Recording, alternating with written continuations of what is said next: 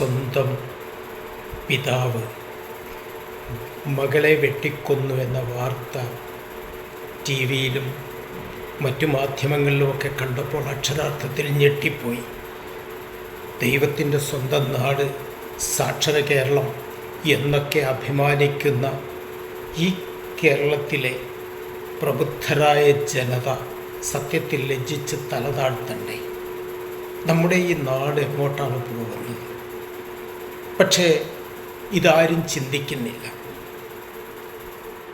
മാനുഷിക മൂല്യത നഷ്ടപ്പെട്ടാൽ മനുഷ്യൻ വീര്യമറ്റ കേവലം മൃഗതുല്യനായി അധപ്പതിക്കുമെന്നതിന് ഉത്തമമായ ഉദാഹരണമല്ലേ ഇവിടെ നമ്മൾ കാണുന്നത്? നമ്മൾ ഇതിനെതിരെയല്ലേ യഥാർത്ഥത്തിൽ ബോധവൽക്കരണം നടത്തേണ്ടത്?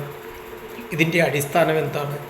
മദ്യവും മയക്കുമരുന്നും ഈ ലഹരി വസ്തുക്കൾക്ക് അടിമകളായി മനുഷ്യൻ മൃഗതുല്യനായി അധപ്പതിക്കുന്ന ദയനീയമായ കാഴ്ചയല്ലേ സത്യത്തിൽ കാണുന്നത്? ഇതിനെതിരെ നമ്മൾ പ്രതികരിക്കണം. ആദ്യം മുതൽ ശരിക്കും ലഹരിക്കെതിരെയുള്ള ഒരു പോരാട്ടമല്ലേ കേരളത്തിൽ നടക്കേണ്ടത്? അതല്ലേ അടിസ്ഥാനപരമായി ഇവിടെ ചെയ്യേണ്ടത്? അതിനല്ലേ നമ്മൾ മുൻകൈയെടുക്കേണ്ടത്?